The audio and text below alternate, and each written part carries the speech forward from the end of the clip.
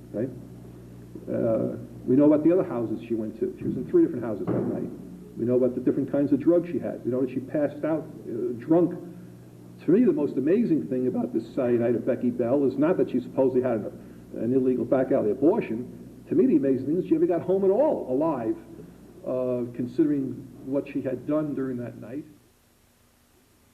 What I want to do real fast then is to zip over to another abortion, a real abortion, that took place just a few miles away from here in Laurel, Maryland in 1989, less than 5 months after Beckey Bell's. On March the 1st, 1989, a young 16-year-old girl from Cheltenham, Maryland, set out on the most fateful journey of her young life. She went with her aunt, unbeknown to her parents, to have an abortion. She went to the Washington Hospital Center and was turned away by them. She was 20 weeks pregnant, and unbeknown to her, she showed up at a very bad time. The hospital was being sued for mega bucks because of a botched abortion that they did, one of those nice, safe, legal ones, as we all know about, in which they wound up with a woman who had a total hysterectomy at age, I believe she was 22. She was 20 weeks pregnant also. So the last thing in the world they wanted to see was another 20-week pregnancy walk in the door. So they told her, we don't do that kind of stuff here, go to New York. Well, you don't have to go to New York, you can go to the Yellow Pages. And looking in the Yellow Pages, they found that, gee, not very far away over there in the Northeast, so they were at the Washington Hospital Center, which is Northeast Washington, D.C., and over on Benning Road, there's this abortion clinic. So they called up that one. That was the closest one nearby. Well, very, very, very busy over there. Can't take them in. However, got evening hours in Laurel, Maryland. Take you then. So they killed the whole day. I don't know what they were doing. And they show up at 6 o'clock at night at Dr. Gene Crawford's abortion clinic in Laurel, Maryland. And he performs one of those nice, safe suction abortions on this girl. And she recovers for several hours on the table there. And finally, about 10:45, almost 11 o'clock at night, he literally, says, hey, you got to get out of here. I mean, this guy's working all day and night at his vocation here. He's got to sleep sometime. So he puts her out the door with her aunt. Doesn't quite put her out the door, by the way. The lawsuit filed in this case indicates, and this is under oath, that he carried her out in his arms and deposited her in the front seat of her aunt's car. This girl walked in for an abortion, couldn't even stand up and walk out of the door. He ought to be on notice that something is radically wrong, because it seems that in his medical expertise handling this abortion, that he managed to slice through her vagina and her cervix and her uterus, creating a massive internal hemorrhage and an air embolism which ultimately reached the heart. This girl never made it home. She died a little after midnight in Bowie, Maryland, which is about halfway from Laurel to Cheltenham, where she lived.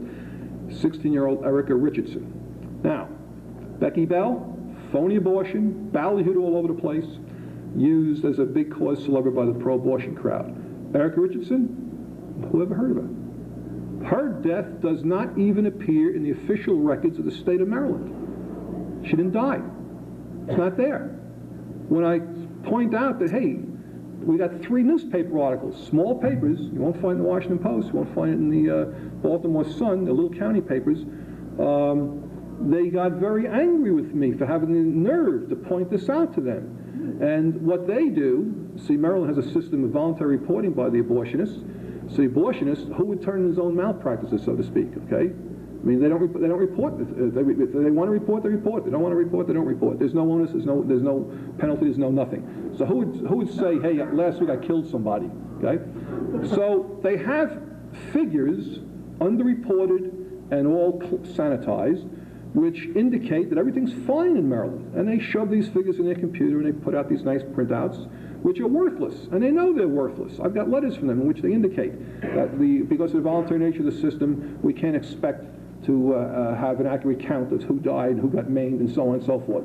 But they have all kinds of money to support a staff of people playing games with these numbers which mean nothing.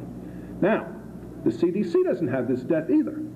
By the way, there were 3 Maryland women in a 5.5-month period of 1989 who died in the Washington, D.C. suburbs. I haven't got the time to go into the other 2 cases, but there were 3. One case was on 60 Minutes. The only good thing 60 Minutes did do. That's the infamous Hillview abortion mill, which killed this other girl. When I call the CDC, they say, well, for the year 1989, we have 1 legal abortion death for the whole year. And we have 3 others we haven't fully investigated yet, of abortive nature. The word abortive again. Spontaneous abortion, ectopic pregnancy, or a real induced abortion.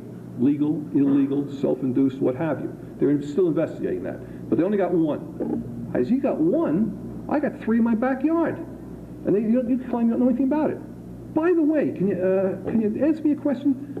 See, they won't tell you names of anybody. That's all confidentiality. But if you have a date and a location, they'll look it up for you and tell you whether or not they show anything yet. By the way, do you happen to show anything for September 16th, 1988, Indianapolis, Indiana? Guess who? Let's see. Yeah, we got one there. Illegal abortion death. Beckey Bell is down there at the CDC. Erica Richardson, no question what happened with her. She's not there at all. I've got the contrast between these 2 cases written up over here from an article I did in Human Life Reports, Tale of 2 Abortions, and you can hope to take them. I'd like to ask everybody here, if you know the bells showing up on your campuses, please, the minute you find out about it, let us know. If you're in any position of authority there to arrange me talking there, or better yet, a debate, which I know the Bells will run away from. I don't think they'll ever show up for a debate, but I'd like that. If there's any newspaper clippings going on, we'd like that. It's Human Life International, Gaithersburg, Maryland, and the phone number is area code 301-670-7884. If you forget everything here, you can always get a hold of Liz Deaver at Loyola University. She knows where we are. But I want definitely to put a stop to this baloney, and I'm going to shove this case down their throat. This is a...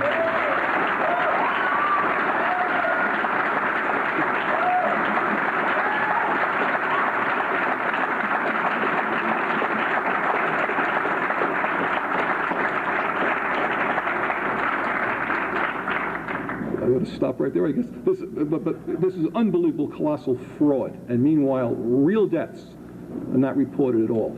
But a phony one is for propaganda purposes. Thank you very, very much.